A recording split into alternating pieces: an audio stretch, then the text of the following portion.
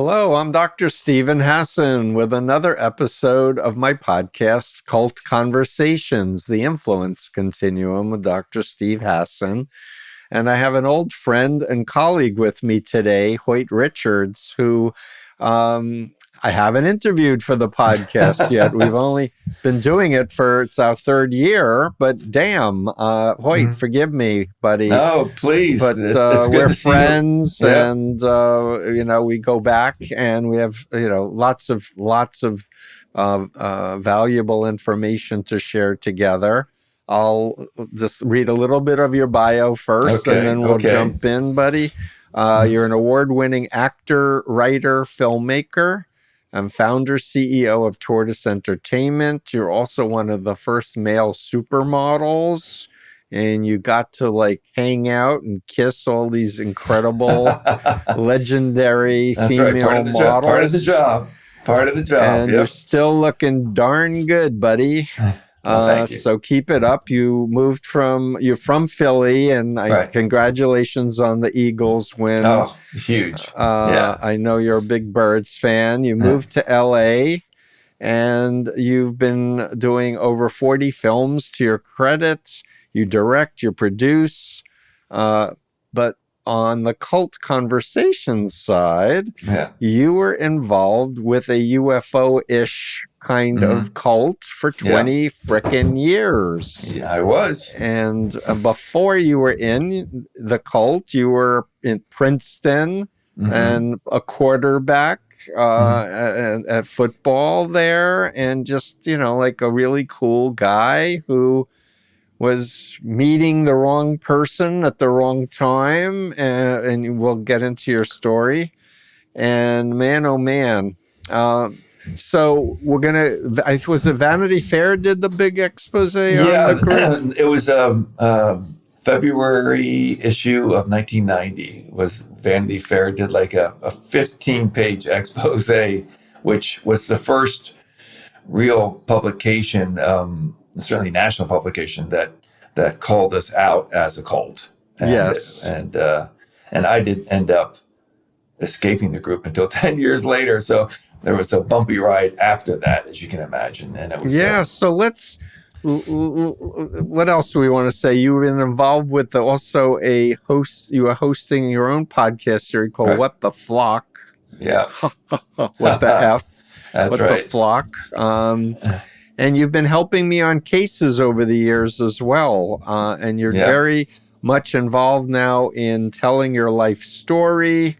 There's a documentary, a memoir in development, William Morris. It's really, really cool. We'll let you say what you can say. I know contracts need to get signed first, but so the cult's name was Eternal Values. Let's start with the cult story, and then we can get to the cult of Trump. Before we finish and what's going on the planet today, buddy. Okay. I grew up outside of Philadelphia, mainline area, very kind of preppy, normal.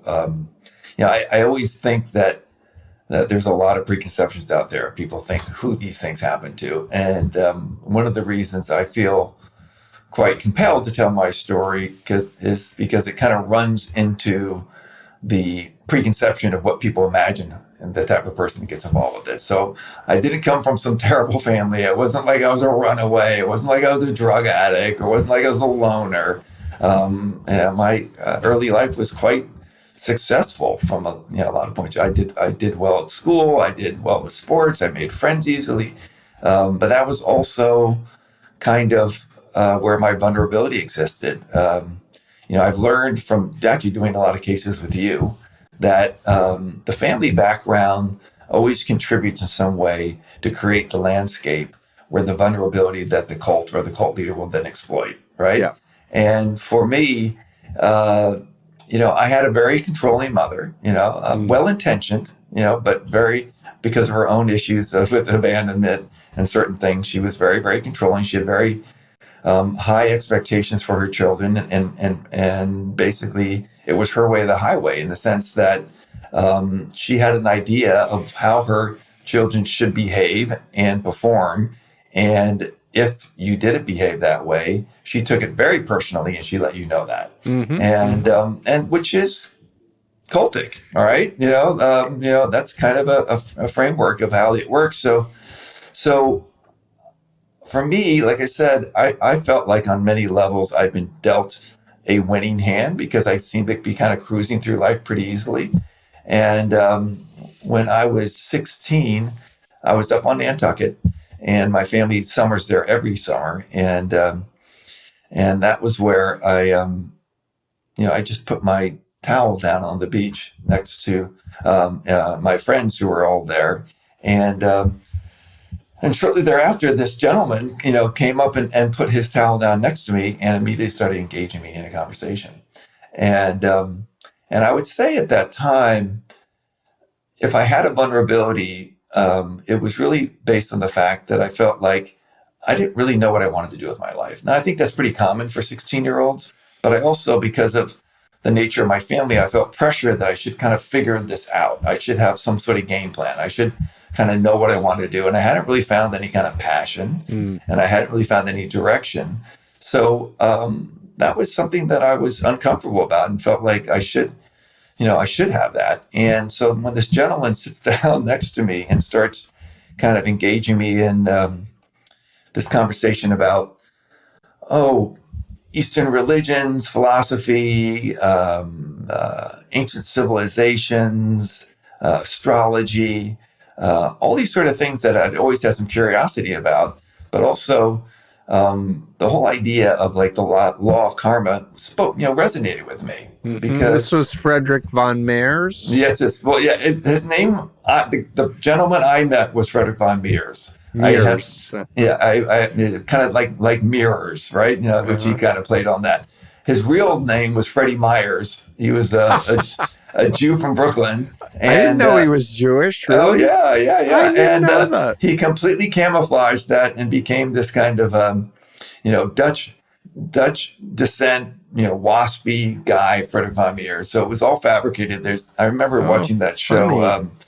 Inventing Anna. I don't know if you ever saw that. Yes, I have. And it's that resonated with me. This is kind of what the cult leader did. He completely reinvented himself. Yeah, con artist.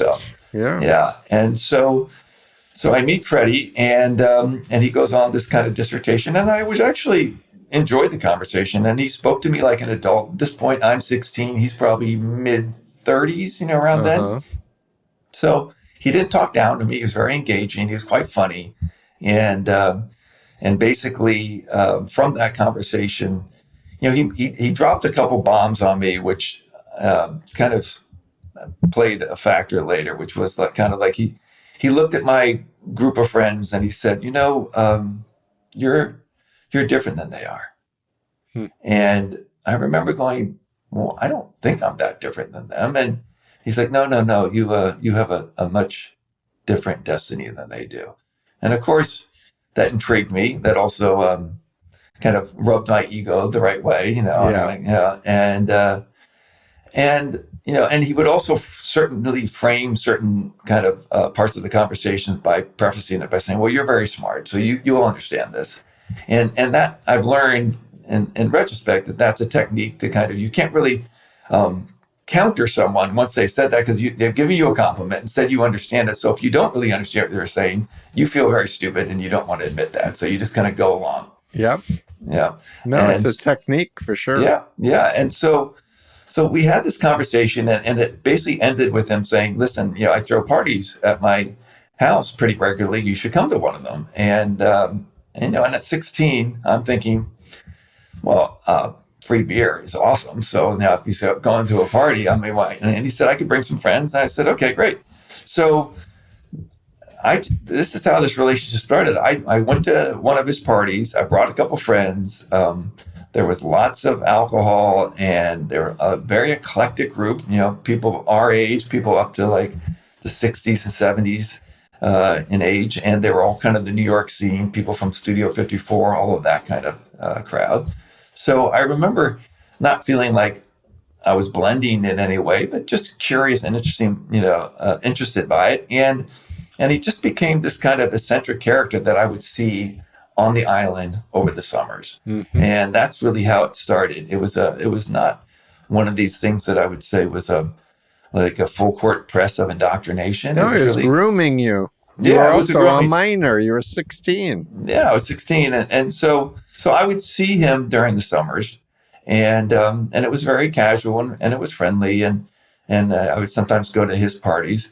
But the big change happened to me when I was 18. I ended up, through circumstances, going to spend a year in England before I went to university. Mm-hmm. So I remember him telling me that this year is going to just change your life. And at this point, he had done like a very, very brief astrological reading of my future destiny, and so I was kind of intrigued that he had some insights in some way, and I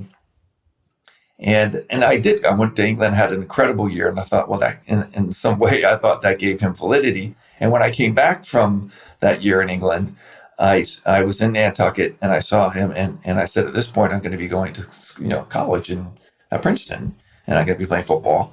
And he's like, well, if you're going to be in New Jersey, you should come up to New York, because he lived in Manhattan, and he basically said, listen, come to New York, you'll meet my friends, we'll go to Studio 54, and you'll have a great time. And at 18, 19 years old, the opportunity to go to Studio 54, I'm like, are you kidding me? So I thought that was amazing. And so by the time football season ended and it was winter, I said to a couple of buddies, I said, listen, I've got this guy who I know in New York, and he can get us into Studio 54. You think we should go? And they're like, yeah, of course, let's go. And so it started out very innocently like that. And we went up to New York, and that's when I really started, because when I'd seen him in Nantucket, he had friends, but I didn't feel there was any kind of cohesiveness. Like, it was just kind of a group of a bunch of people. When I came to New York, it became apparent to me that he had this kind of entourage around him, and that was curious. And I could see what these year people. was this for? So this is like 81, 82, around then. Yeah. Right. Sorry to interrupt. And so, no, it's all right. Because it was the second wave of Studio 54. So I didn't catch the original wave, which was the late 70s. So this is the second wave. But for me, it was transformational. I mean, we went with this group of people. We had like some limo. We pulled out up front. It's just like you see in the documentaries. There's packs of people outside. It's like 10 people deep, trying to get in. And Freddie knew the doorman and kind of makes eyes, and the guy waves him over. And this group, we must have been 10 or 12 of us, just waltzed right in through the red carpet. I remember walking through. I mean, Studio 54 was like, it was alive. The beat was so, the bass was so heavy that it felt like a heartbeat. And the first girl I saw who greeted us was literally wearing nothing but Scotch tape. She had like a Scotch tape bikini, and I'm thinking, wow. And then we go inside, and it's just like something it was like Alice in Wonderland going through the looking glass. I mean, right. I'm literally watching people have sex on the dance floor. I'm watching. There's there's areas where people are clearly doing drugs. There's there's just things that I just can't even imagine. So yes. I'm overwhelmed, and I'm thinking this is awesome. And then the crazy thing was, at this point, we were going to go. The end of the night was coming around, and we had found like 2 or 3 other people that we had connected with that night. And this guy Freddie was a great kind of ability to kind of engage people. So he would just go up to some beautiful girl and say, "Oh my God, you're fabulous. You should meet this friend of mine and introduce me to them." And I'm thinking, well, this is amazing. Like, I would never have the guts to go up that pretty girl. And so I'm just thinking this is awesome. And then so we had like 2 or 3 people that came and joined us, and then we went back to his apartment, which it was the first time I'm seeing it. And you walk through the store, and I mean, this also was like a Alice in Wonderland experience. I mean, it was all this like New Age music. It smelled like there had been a fresh rainfall. All these wild colors. The ceiling is painted with sky and clouds, and the furniture is all like either lucite, so it's clear, or it's this like light blue or purple. I mean, it was like an Easter egg in many ways, Right. but it didn't feel like you were in New York anymore. And then he brought out tea, and we talked about spiritual ideas until literally the sun was coming up. Mm. And then we would roll out these like 1-inch futon mats, and we slept on the floor, kind of like an ashram. Mm. And so that was weird.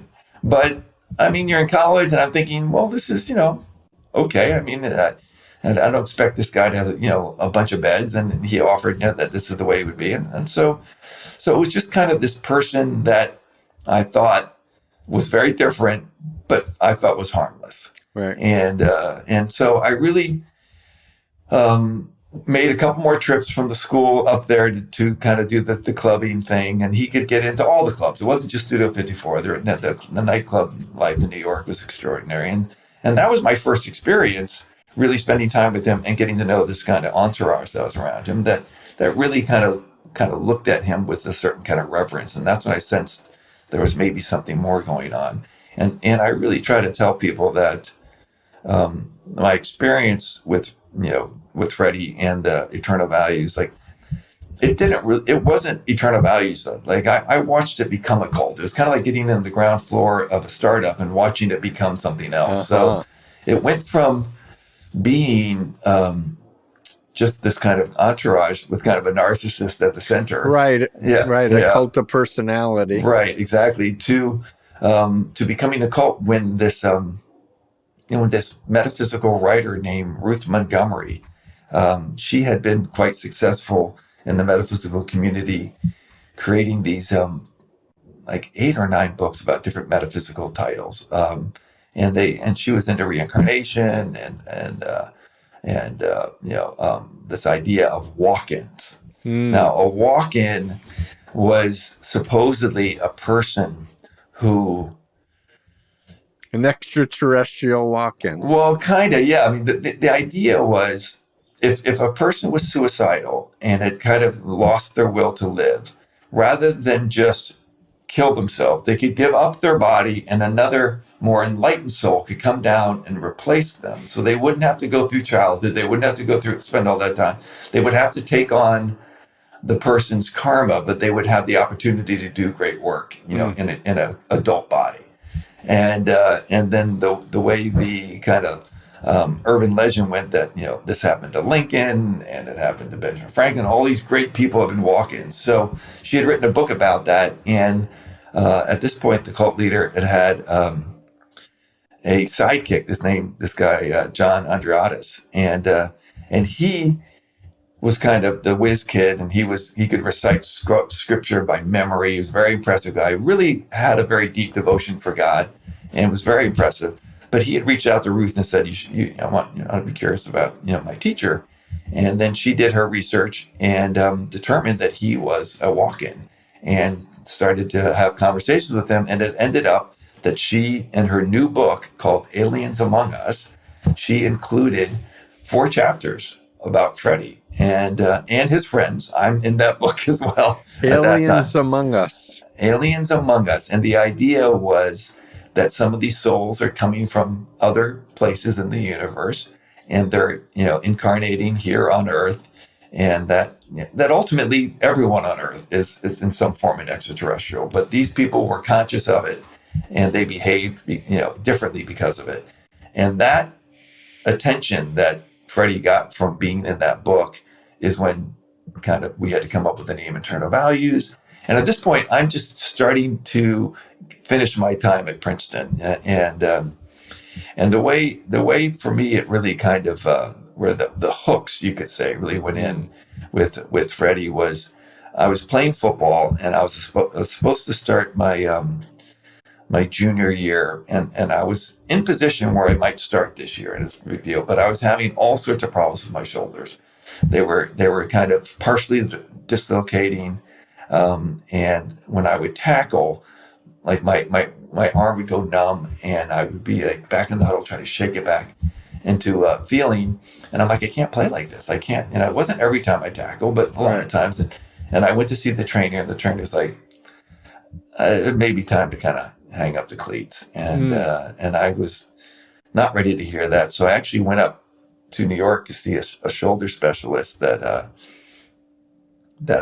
actually Freddie had recommended. And I went to see this doctor, and he said, listen, I can operate, and you should be able to be, he goes, you won't be able to play this next year, junior year, but by senior year, you could be able to play. But I can't guarantee you'll have full mobility in your arm, meaning you won't be able to reach your arm completely over your head. It may be, and I'm like, why? Because I didn't play quarterback, I played cornerback and free safety, so I was defensive back. And I'm like, I have to be able to extend my arm all the way. So I was really at a crossroads, and I had a pretty intense identity crisis when I had to really face the fact that I probably had to give up playing football. Mm-hmm. And that was really where Freddie took the opportunity to say, listen, maybe you just need something to replace football. And he said, have you ever considered modeling or acting and that sort of thing? And I had not at all, considered either of those, but he had been a model. And so he encouraged me to try to look into that. And at my very fragile ego at age 21, thinking that I couldn't be a football star, I'm like, well, maybe I'll just try to be a star then, and so it seemed like something worth trying to do. And I spent my first summer, that summer before my junior year, up in New York, and Freddie let me stay at his apartment because he would go to Nantucket, and there was another guy that was there who was a designer for Brooks Brothers, and he was very into the social scene as well. So I spent a summer up in New York trying to pursue the modeling, and I did a couple commercials, and it wasn't like I starved most of that summer, but by the very end, I landed this commercial that ended up being quite successful, and I went back to school feeling like my tail between my legs, and then these checks started arriving. Was that with Cindy Crawford, or no, not yet. I haven't met Cindy yet. Okay, but it was actually for 7-Eleven. It was right before the Olympics, so this is like 1984, and there was a swimmer at that time, Steve Lundquist, who, like me, was very blonde and quite, hunky. And so I was kind of portraying that type of athlete. I was a swimmer. And so, the checks started coming in, and I'm like, well, this is great. I mean, this is amazing. I can buy the beer now for my friends. And I'm like, this is kind of very, very interesting. So through my junior year, I started going up, and doing more of these auditions. And that's kind of when I started to spend more time with this circle of friends, because I'd always stay at Freddie's place. And the way it would work is a very small apartment. He had one bedroom in the back, and the rest was this kind of big living room area. And depending on who was there, there'd be 3 to 5 to 6 people sleeping there. So I was meeting these people and seeing that they had these kind of spiritual ambitions. And I was kind of intrigued by that because, again, I didn't really have a game plan, and I didn't know where I was going. And I thought, well, this is kind of cool. And it was very different than my Princeton experience, where it's mostly athletes and very academic, and people that were very kind of serious, but not necessarily spiritual in that sense. Right. And so it was kind of a nice balance I had going on. And then by the time my senior year rolled around, I was having enough success that I was actually able to pay for my senior year tuition. So I felt very good about that. And that was allowing me to kind of put some space between me and my family, because I felt my family always had some control over the money and that sort of thing. And my family started to get very concerned about me because my behavior was starting to shift. I was losing weight because I wanted to model, because I'd been quite bulked up as a football player. And so I'm eating very healthy, and Freddie was really into the healthy diet. He was kind of like ahead of his time with those sort of things. So I was eating health food and almost vegetarian, and I wasn't partying as much. And my roommates started going, like, we're getting worried, like, our friend's just acting differently.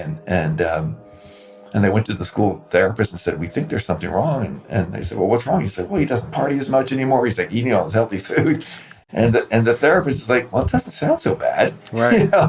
And so it goes back to tell you, this time people just didn't have the information to know what the red flags were, so to speak. But I've since learned when people shift, that severely kind of their personalities, you should become alarmed, And usually one of the first things they lose is their sense of humor. Because things get, even though supposedly spiritual, supposed to be uplifting, it gets very serious when you're in an unhealthy cultic situation like I was. So my roommates were getting concerned, and at this point, I had painted my my college dorm room the same color as Frederick's apartment. His apartment also had a ton of mirrors because it made the apartment look bigger. So I had put up one wall of mirrors on my so my roommates are like, it's just a little weird, and so they actually ended up calling my parents, and there was like around the spring of my senior year, my parents and my roommates and my brother was also there, tried to do like a mini intervention, and Freddie refused to come down. So it was like this guy, John Andreadis, and a couple other people from the group came down, and we kind of presented our case versus my parents and all of them. And it really didn't accomplish very much. I mean, I wouldn't say it got aggressive, but there, some voices got loud. It wasn't really shouting, but basically it ended up as a stalemate. Like, we agreed to disagree, but my parents came away going, we're very concerned for our son, because I didn't really say much. I was too terrified to say something wrong. So it really I didn't help my case by letting everyone else talk and talk for me. Yeah. And so that also made them very, very worried. But then, I'm graduating college, I'm making money, they can't stop me. And that was really the impasse. And so by the time I graduated college, my family came there, and it was quite a celebration, but there was a lot of tension because there was so much concern. So, and literally by the time graduation was over, the next day I went to New York, and I started this full-time career. At that point, the modeling had kind of emerged, and I was. And you made a fortune, and you gave it to the cult leader. I did, and so it was interesting because I moved into Freddie's apartment, and at that point, the group had started to grow, and we had probably 4 or 5 apartments. We ended up with like 8 or 9 apartments in the same building, and Freddie used to say they were like chambers in the pyramid when we were back in our Egyptian days. That was one of our reincarnation stories, that we were all together in Egypt at the time of building the pyramids. And it's always funny when you get the reincarnation. It seems like everyone always had some pivotal role in history. Right. No one's the one shoveling the horse shit somewhere. Right. And everyone's always played some key role in something very important. So Freddie claimed to be like Tahotep, which is some huge Egyptian pharaoh or something, some sort of thing. Yeah, exactly. Yeah. So let me just ask you, because these days, we're in 2025. We have QAnon, we have all of these ascended master cults and aliens on Earth that look like reptiles. Can you relate your cult experience to anything that's going on today? Yeah. Oh, yeah. I mean, I actually think, what I was going through back then is more relevant today than even when I went through it. Because I just think, the way we like, and actually, John Atack and I talk about this all the time, that we live in a culture society now. I just think that's just become an accepted norm that, and one of the things, I've talked about with John is that there's such a danger in kind of framing things in absolute terms, black and white, good or bad, anything that's kind of binary, all or nothing is very, very dangerous, because what I've learned in life is that we really, live in the shades of gray, if you would see it that way. But it's very, very tempting to want to be on the so-called right side of history, whatever way you want to frame it, where there's this kind of one size fits all. You just have to jump on the bandwagon. And I've since learned that isn't really how life works at all. Right. But so when it comes to this idea, like for me, that the kind of slow burning indoctrination process was kind of along the lines of the way the Matrix works. Like the cult was in essence telling me that the brainwashing happened before you met us. And now we're pulling you out of the matrix. Yes. All right. So now you're finding out what really is the truth. And within that way of thinking, you're leaving reality and all the difficulties and challenges and complications that exist in reality into this pseudo utopian place where everything's going to make sense. Anything's possible. And under that guise of anything's possible, sure, why can't there be aliens out there? And listen, maybe we're going to find out in our lifetime if they are or not. But it's like this idea that there are other beings that were somehow looking after us, and the premise of the way it worked in our group was that Freddie, which was the only one who somehow had the aliens on speed dial and would talk with them. But he was in contact with the space people. And it's funny, when I look back on this time, I never questioned it any more than just wanting it to be true so badly. I never said, well, how do you know you're talking to the good aliens? And they might not be on the up and up. Just the fact, like, I guess growing up around Star Wars, all that, I'm like, oh, I always believed in aliens. It's great. This is amazing. And he talked about how we were going to be lifted out towards the end of the millennium, and we were going to be put in the rejuvenation chambers, and we were going to be educated, and then all the shit was going to hit the fan. Freddie was a kind of a devout follower of Edgar Cayce. And Edgar Cayce believed in this thing called the pole shift. Mm-hmm. And the pole shift is this idea that, I can't remember the details. I think like within a 6-hour period, the North and South Pole kind of switch and then recalibrate. They're talking about that now. Yeah. And 99% of the population would get wiped out. So it's going to just be like exactly. So we were kind of a doomsday apocalyptic cult, which it's a very effective technique to keep you freaked out, and traumatized.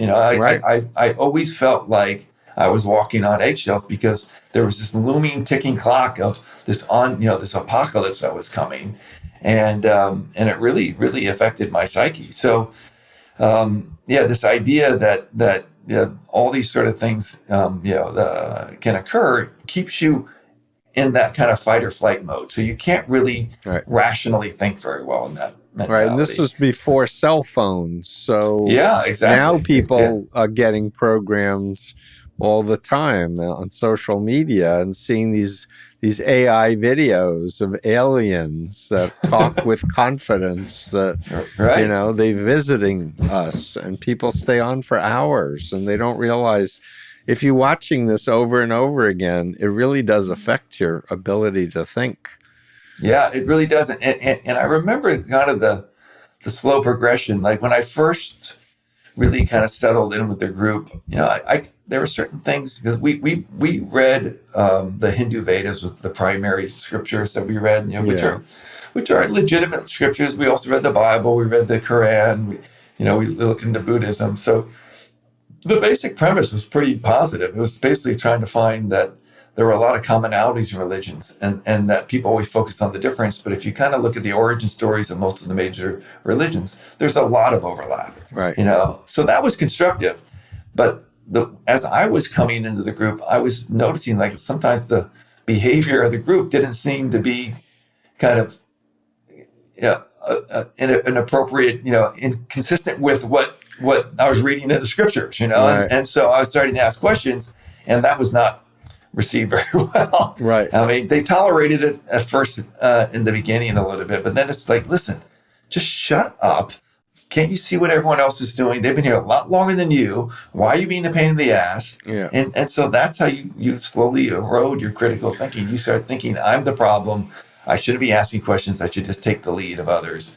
And that's kind of how it unfolds. Right, but in the meantime, you're flying around the world with supermodels and getting your picture taken by the top photographers and all these. Is kind of crazy that this double life I lived, and the other part of it that's kind of interesting is my career really kind of blossomed and shot up very quickly in a very kind of unorthodox way.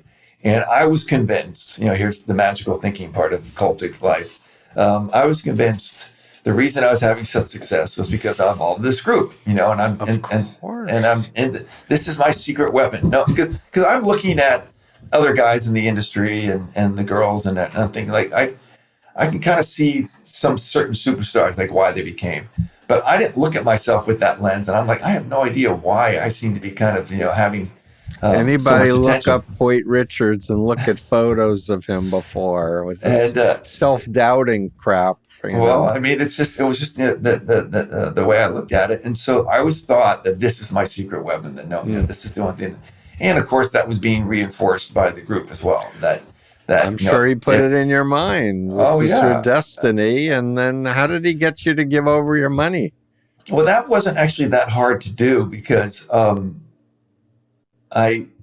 whole idea of the group was everyone would give everything they could, whether it was money or time. And if you had money, you would give money. If you had your time, you give your time. And because I traveled so much, I clearly couldn't be there to contribute my time, but I did contribute. I had the opportunity. And because I was convinced the reason I was making the money was because of my involvement with the group. And it was clear that there were things that needed to be, paid for. And so I would take enough money knowing I had to pay bills, and everything else I'd give over to the cult. Right. So I never had a savings. I never felt like I, would ever, I considered it sometimes, but I thought like that's the dark forces trying to take over my mind of thinking like what would I need savings for? I'm with the group. Everything's going to work out fine. That would be, kind of falling prey to thinking that, this thing won't work out. Right. Bad faith and such. So I would assume that your relationship with your family and friends started to recede as you got more and more involved. That is exactly what happened. I probably 2 years after I had left college, I had a falling out with my family and mostly with my parents. I still had some relationship with my brothers and sisters, but 2 years out, I basically stopped seeing my parents, and I didn't see them for another 12 years. 12 years. Yeah. And so that's birthdays, anniversaries, and weddings, all of it. Like I just missed, and that's one of those things that's hard for me even to this day to live with. When I'm writing my memoir and talking about like all those things that it's just time you can't get back. Right. Now, at the time, I was convinced none of it really mattered because, again, with that framework that there's the way I had looked at my family and friends to a large part was they were still stuck in the matrix. Sure. They don't know any better. They're locked into this kind of brainwashed thing they don't understand. So not only are they not going to understand what I'm doing, by trying to interact with them, they're going to possibly pull me back into these old ways that I'm trying to stop. Yes, negative energies. Yes. Yeah.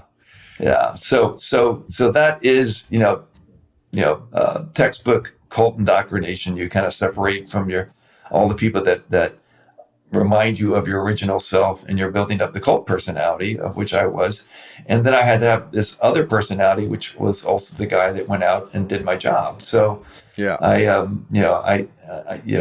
succeed in any kind of business in fashion or entertainment, you have to have kind of an entertainment quality. So I was still able to socialize, and I could go sometimes to the nightclubs, with friends, and back then we didn't have social media, so your only opportunity to get exposure was to go to the clubs and be seen and have paparazzi. That was kind of the mechanism. Right. So it was a necessary component for the business to be seen in those environments that would create the illusion that you're some big deal. All right. I can't help myself. Just drop a few names of famous models. Well, I mean, I came into the era with Cindy Crawford, Christy Turlington, Naomi Campbell, Linda Evangelista. Those were like the original supermodels. Yeah. And if you think of it like an era or like my class at university, that was my class that I entered into the business with. So there was a doc that I saw on the four of them. Actually. Yeah, that's right. Exactly. So, and it was Claudia Schiffer and Stephanie Seymour. This is all the era that I entered into. So that whole term supermodel came to fruition during that time. And the girls to their credit, I mean, incredible businesswomen, and really took advantage of it and made tons of money. And it's one of the things I laugh about. I'm one of the few men that went through their life doing what would be called a woman's job. So I know what it feels like to be sexually discriminated against in the workplace. I was getting, even at the peak of my career, if I'm working with someone like Cindy, I might be making 1/10, if not 1/50th of what she is making, even though we're showing up and doing the same 8-hour day. So I know how horrible that feels. And so I completely empathize with the women's movement for equality in that area, because I've been on that side of the coin, and it's not, and it's not fun. But you still made a shitload of money. Oh, I did. Yeah. I mean, I ended up giving the cult probably, 4.5, 5 million, type of thing, Wow. And that's 80s, 90s dollars, like that was quite a big chunk of change. But those girls could make sometimes 10, 20, 30, 40 million a year. Yeah. It was a different game. But I was able to navigate my way through that, knowing that that this, doomsday was coming, and none of this was going to matter. That's how I had the truth, and anyway, as you say, the Matrix. By the way, the Matrix, as you know, is used by so many cults as a recruiting indoctrination. It's a very powerful technique. It really does.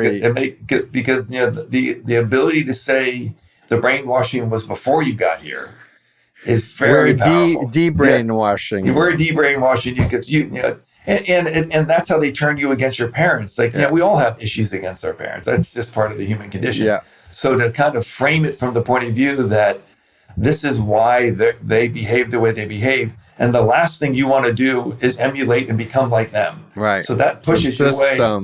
You don't want to be like the system.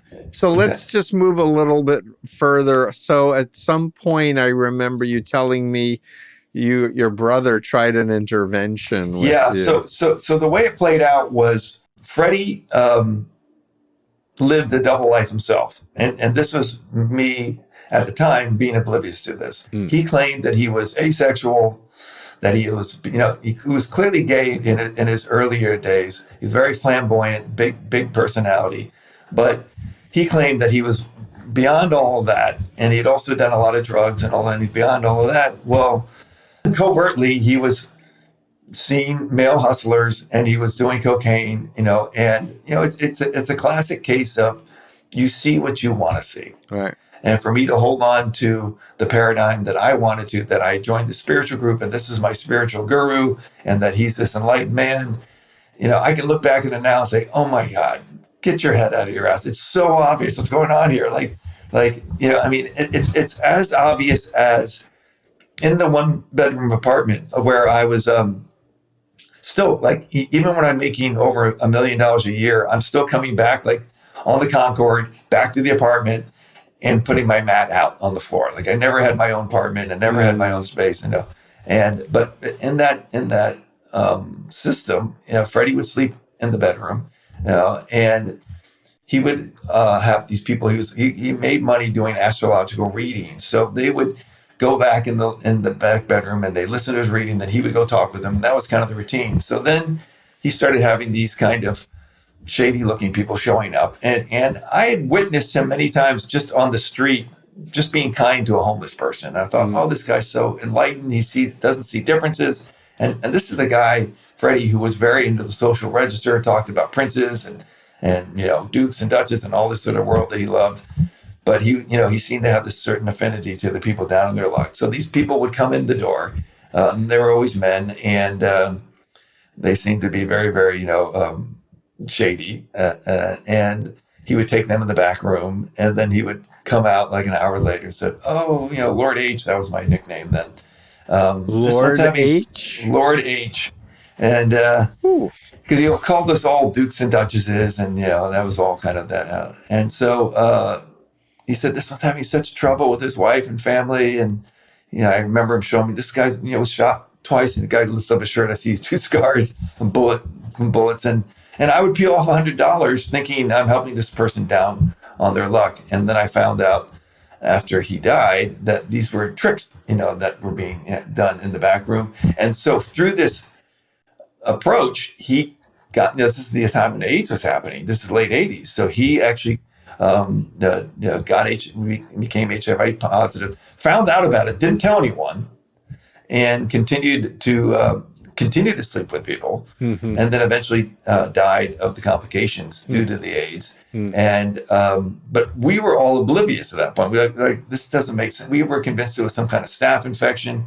I mean, it just goes to show the brainwashing. Like couldn't even consider that as a possibility because I just didn't want to even consider that was something that could happen. You guys were like a front to keep a veneer. Something was different than what it really was. And so he dies literally 4 or 5 days before because he had been interviewed by Vanity Fair. Vanity Fair had set him up. They had called him and said, "Oh, we're doing this expose on all the great spiritual teachers in the country. We've heard great things about you. We'd like to do an interview." So that's the way to get to a cult leader. Yeah. So Freddie's like, "Oh yeah, let's do this." And at this Ruth point, Montgomery. And at this point, he had like 5 facelifts, and he had just had another facelift. I mean, the pictures of him, he looked horrible. And then this whole this Marie Brenner exposed it as a cult and made all these accusations, which for the most part were very accurate. And he died 4 days before that hit the newsstand. So by the time he died, that's when it was all hitting, and then he was not there to answer it. And he had, within his astrology readings, he would also prescribe gems. The precious gems were a way to counteract either enhancing forces that within you that made you strong, or compensating for places you had weaknesses. So you had to have a gem of a certain number of carats, and it had to be like a diamond or a ruby or a sapphire, all these sort of things. And you would have to have it touching the skin. So you'd either wear it as a necklace or a ring that would have an open back so it would touch the skin. And he was selling these and marking them up and making a profit. So they were talking about the gem scam and all this sort of things. So because of all that happening, and of course, when the Vanity Fair article came out, it was just my parents' worst, nightmares coming true. Right. And that's when my brother considered maybe now's the time to get him out, because they're like, is the group going to go on? The leader's gone. And we went through a lot of power struggles in that time. And my brother reached out, and actually, and you may not remember this, one of the guys who did the intervention with me reached out to you, Steve, and you actually had a really great conversation with them, because he was, at that time, he had been manager of the football team, and he was a good friend of mine. He was kind of a mentor figure in my life. And his name was Nick Donatello. He's passed now. He's such a good guy. At the time, he was press secretary for Bill Bradley. So this was a very tricky situation for him even to meet up with me, because he was afraid, like some New York Times photographer might take a picture of him. And I've just been exposed in this Vanity Fair article as being in a cult, and it would have been a political nightmare for him. So he actually called you, and you said, all right, go check out the place, go a place where you can't get photographed, find a place in there where to sit. And then you also told them that you're going to watch your friend kind of pivot back and forth between the person you knew and the cult self. And it's literally going to be like two personalities meaning at once. About you. About me. See you. Yeah. But I wasn't involved with your intervention. I was just coaching him. You just coached him for this, because he called you and said, what do I do? I'm really uncomfortable. And then he said that conversation was the weirdest conversation he'd ever had in his life, and he witnessed exactly what you said, of me jumping back and forth from the cult personality to my original one, and so from that he realized, yes, I'm in a bad situation, and then he teamed up along with my brother to try to do an intervention, but with somebody else that we're not going to name. Yeah, someone else didn't do a good job. Didn't do a very good job, because they didn't really. It was interesting when I look at it. They attacked it very academically. Like this is what your cult leader is saying, and this is how it differs from the actual philosophy or the actual religion. And I did not join this group out of the intellectual interest in it. It was an emotional connection. And they weren't dealing with any of that. And they were like, we're just going to blow holes in the philosophy. You're going to realize it's all full of shit, and you should be able to wake up. And that just did not work. Yeah. Well, that you bringing up an important point, just to pin it for a second and just say that I've really learned that you really have to hear the story about what got the person involved in the first place, because that will give you clues on how to help them exit. And as you were just saying, it was more of a relational, emotional thing. He could have been talking to you about, go back in time. What's your memory of Freddie? And what was the good things? Did any things, raise question marks? And, right. Walk you through that and get you. So the key thing that I keep trying to explain to people is, the real art is not trying to persuade someone they're in a cult and they're brainwashed and they should leave and attack the leader, the doctrine of the group. The real art is connecting with the person and asking questions in a warm, respectful, curious way, but in a methodical, strategic way, because the goal is to empower them to think for themselves and give frames of reference for what actually is brainwashing and mind control, where the person would accept it, and let them connect the dots and go, good point. Yeah, because the way I was taking their approach was, if I had done the studies like I was supposed to do and I hadn't, and read all the scriptures, I could fight back and make a stand. But because I hadn't done that, my only defense was, you're throwing my friend under the bus and I'm going to stand up for him. Right. And so there was an impasse. And so I ended up leading that intervention, because at that time, it wasn't, the thing where they locked the door. You weren't forced. Yeah, I wasn't forced. So the door was open. So I was allowed to kind of, call back to the mothership and talk to the other, the other guys. Say this and say that. You're such an idiot. Why did you say that? And eventually, after like barely a day, I snuck out the crack of dawn the next morning, and my brother and Nick and my cousin was also there. They woke up freaked out. Where am I? And then the interventionist, trying to, he's probably gone to the airport, trying to find him. And they were literally in their pajamas. And back then you didn't have all the things from 9/11. So they literally came to me at the gate in their pajamas, and they're trying to talk me down from leaving. And the guy, Nick, basically said at one point, he really started to confront and ask some of the questions like you were just referring to, because he had kind of, read your book at that point. And he said, and I don't have any recall of this, but he said, I literally almost started to go into a seizure. And that scared him. So he backed off, and then I regained my composure and I left and got on the plane. And they thought, we're never going to see him And you again. stayed in how much longer before you're almost 10 years. Whoa. Almost 10 years. And those years were a lot more difficult for me, because when Freddie was alive, because I was the golden goose, he treated me with kind of kid gloves.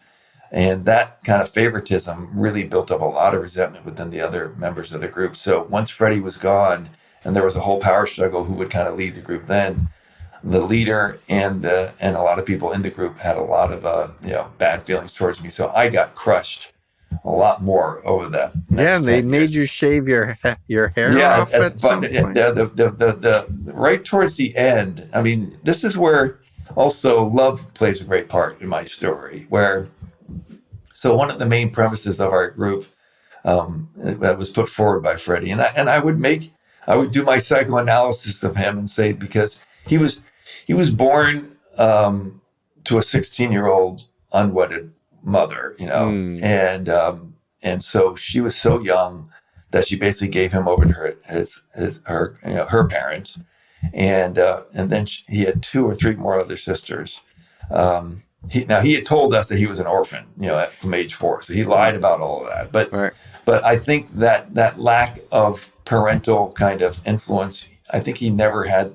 He was never able to attach to people, right? Which is why he so compartmentalized.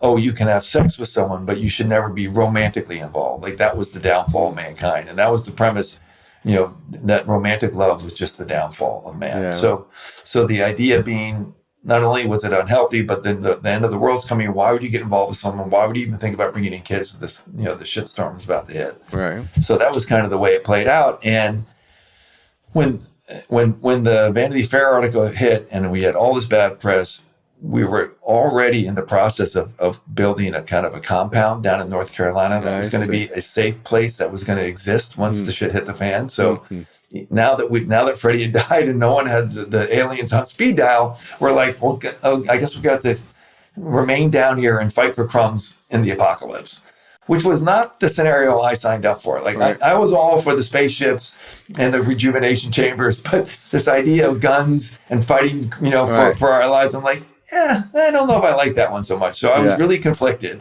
But, they got really into that.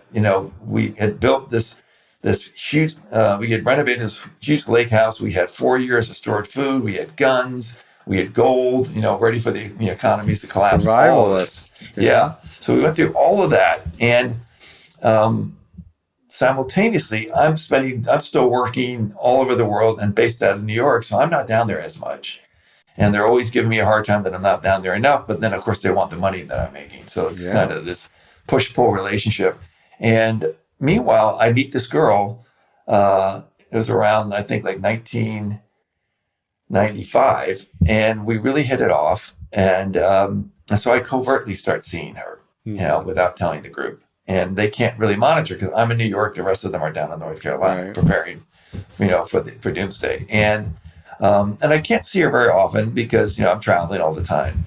But over the 4 years, we really developed, I start developing, romantic feelings. And I start falling in love with her. And I start going, this doesn't feel so bad, And so it's kind of making me think about things a little differently. And meanwhile, I'm also traveling and I'm seeing that these so-called signs that Freddie had said there's going to be, there's going to be earthquakes, there's going to be tidal waves, there's going to be, governments, like all these things leading up to the apocalypse. Right. I'm sitting there in London or Paris and I'm going, none of this is happening. Right. If nothing else, the timeline is off. Right. Like there's no way it's going to happen.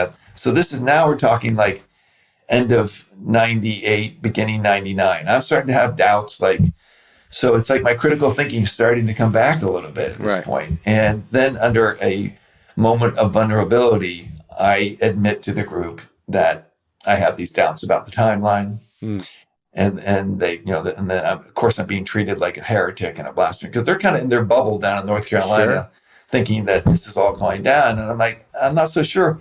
And then on top of that, after getting yelled at for that, I said, oh, and by the way, I've been seeing this girl. And they're like, what? And then it's like, well, how long? And I'm like, 4 years. They're like, oh my God. So all hell breaks loose and they force me to break up with her. And it really, they make me write a fax to her, not even call her in words that aren't even my own. And all of that really did not sit well with me. And I started to really wonder if I really fit in this group and whether I really measured up, because if what they're asking me to be is this, I don't think I'm capable of being that person. And so as they saw me starting to pull away, then they said, I don't know how conscious the plan was, but they're like, we have to save him from himself. So they said, you can't model anymore. You have to come down here to North Carolina and live here full time. And that's when they started shaving my head, so I couldn't model anymore. It wasn't even the temptation. And they would shave it every week or two, to make sure it would never grow back. Wow! But they were cutting off their own money, though. Yeah, but that was the thing I always held over them, thinking like they need the money, but this is them doing the valiant thing to try to save one of their own.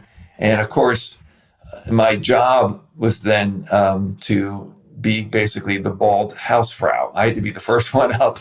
I had to be the last one to bed, do all the kind of shit work that no one else wanted to do to teach me humility. And I'm supposed to be so grateful that I'm there and I'm helping out. And of course, I'm not feeling like that. And I look in the mirror and I look like a convict. And I'm thinking to myself, God, you look like a convict. Like if I had hair, I could be like in Milan right now, kissing Cindy Crawford, making $25,000 I guess I'm not spiritual because I'd rather be there than scrubbing the toilet right now. Like, I guess I'm really they've been telling me for 20 years how full of shit I am. I guess it's really true. And I'm hopeless. And we had a thing in our group that I'm sure you've talked about in other cultic groups. It was, the hot seat.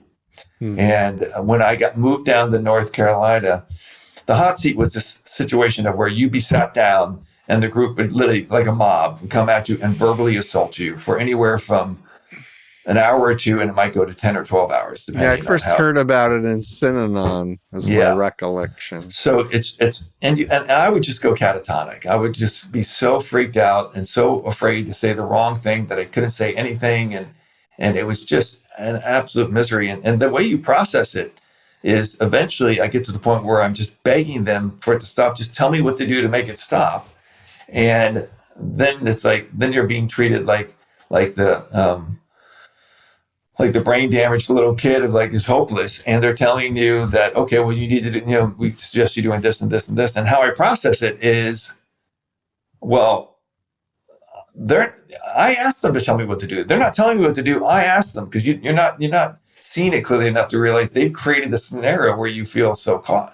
Yeah, and it's all about dependence. And right. And I'm in my fight or flight mode in that state. I can't. So all the simple questions they're asking me, I can't even access my higher cortex, to even have the rational ability to even answer a simple question. And then, of course, after the session finally ends, like 2 or 3 hours later, once the adrenaline's drained out of my brain, it's like, man, I could have said this. I could have said that.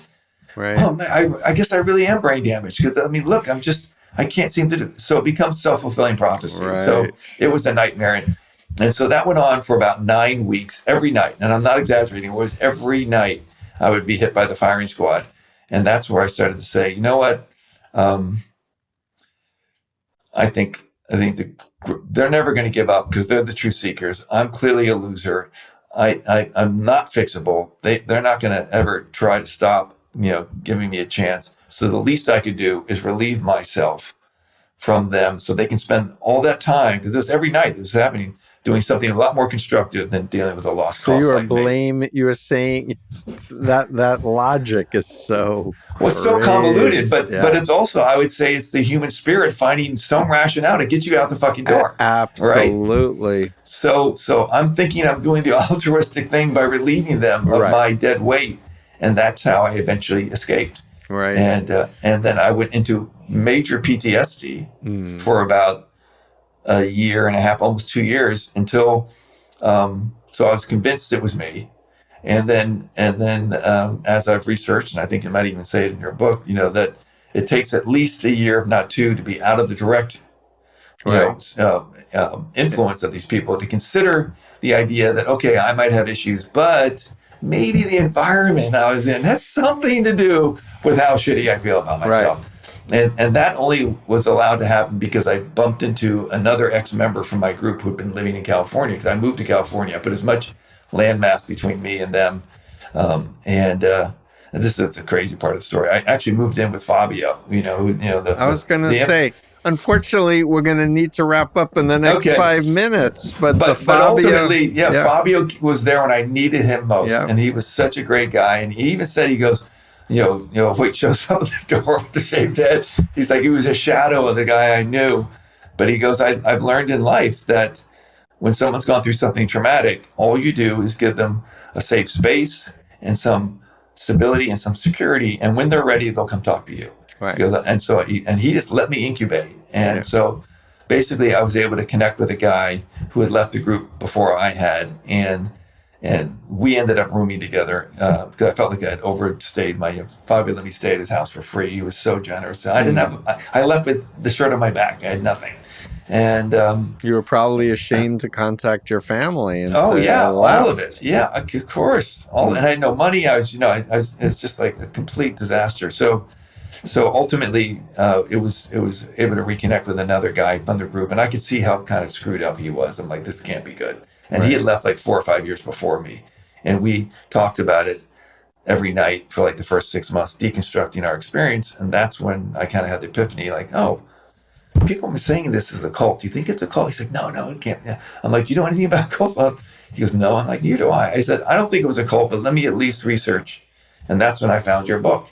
And I The remember being combating very, cult mind yeah, control. exactly. And I remember being very dubious about it because I remember, it said that you were from the Moonies. I'm like, well, who would get involved with the Moonies? Like, I don't know if this guy, that was my attitude, right? Right, of course. But there were so many great reviews. I'm like, all right, let me just kind of look into it. And the first, I think 60 pages or whatever is kind of how you got indoctrinated. And that's where I was like, oh, tick, tick, tick the boxes. I went through the same version of it. And that's where the light bulb went off and said, okay, you're a cult. We have to do another one of these, but I want to mention you did a movie about your experience that was hysterical called Dumbbells. Yeah. If you're a former member and you want to laugh, look up Dumbbells. That was the first time I took my life experience and put it into some artwork, and that was really liberating.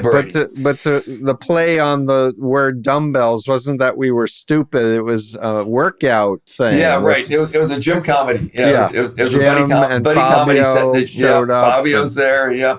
It's really funny, and it's worth watching. It's on Amazon. Yeah, exactly. Yeah, and and really, what we need is more comedy. I'm just going to ask you to riff a little bit about what's happening with MAGA and the people who put their faith in Trump and now are starting to realize. I kind of stay out of the political realm because it's so cultish, and I think both sides kind of go to extremes at times. I just feel like I think most of us are stuck in the middle and feel that there's no middle, and I wish that we had that middle. I think that's fair because I have friends on both sides of the aisle, and I look at neither one of them are kind of extremists, and I find that they don't have a place to go. So I just wish we had a middle because I believe.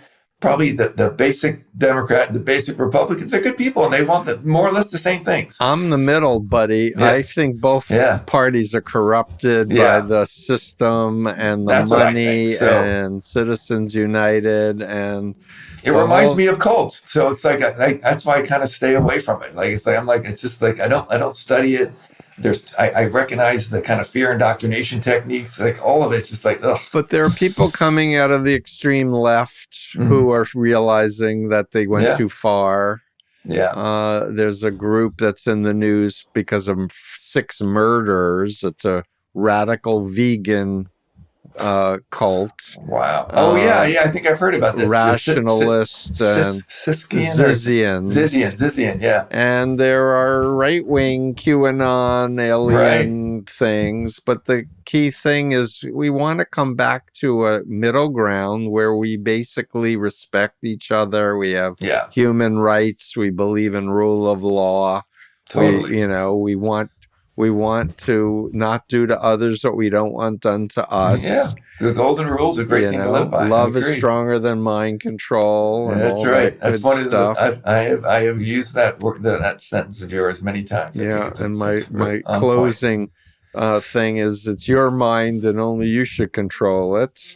Yeah. So another motto of freedom of mind. Any last words as we wrap up, my friend? No, I just, I'm going to have a doc series that'll eventually be coming out about my whole journey. Great. I'm working on a memoir that I call Picture Perfect because that's how my life looked. Yeah. But there was a lot more than meets the eye. Yes. And then there's also a film in development that about my life story and that's got some momentum around it right now. So awesome. So I think, I feel a duty to kind of, my family, you can imagine, is kind of like, can we drop the cult thing by now? And I'm like, I really can't because as long as I know there's people out there that if they had access to the information that I've discovered in my journey, I think they would make different choices. And I feel I would have made different choices if I had the information. So I kind of feel an obligation and duty to try to get that information out there. Yes. Yeah. Yeah. I just posted a podcast with a woman who was raised in the Kabbalah Learning Center cult. Her parents had brought her in as a child. And she, became a slave and got out at 18, was suicidal, and she didn't know who she was. And she wrote a whole book on purpose-driven, strategies. And now she's a business professor in Australia and has written like 35 scholarly articles and amazing TED Talk. But she too talks about we have to find our passion Yeah. Our connect our passion, our talent, our interests. And if it makes us feel fulfilled, we should do it. Yeah, totally. I mean, and I'm grateful to you because you're an influencer. You're a celebrity. Listen, like I said, your book was the one that opened my eyes. So I always feel an enormous amount of gratitude for the work you've done. And we've become friends over the years, which was a dream come true. Yeah. And I'm actually in your book now, which is a real honor. Yes. And so, I'm very grateful. Have mutual friends, John Atack, Jim Piccarello, and this is a network of ex-members who you don't have to explain. How weird. No. And I really do believe that everyone has some form of a cultic relationship in their life. It seems to be part of the human condition. It usually shows up in a one-on-one relationship. But I think people are fascinated by cults because unconsciously they've had some version of it in their life, haven't understood it, and that's why they're drawn to this type of material. So I feel an obligation to everyone in that way. We're all kind of in the same boat. Yep, we're all on planet Earth. So thank you, my friend. As I like to call it, Earth School. We're here at Earth School, learning our lessons. Boy, really good. Take care, buddy. Thank you. All the best. Steve Hassan here. It's been decades since my family rescued me from the Moonies. I've been at this for over 47 years. The need has never been greater. If you're able, please consider hitting the super thanks button below, and it'll help us to do better. Every penny will help us toward our goal of educating the planet about undue influence.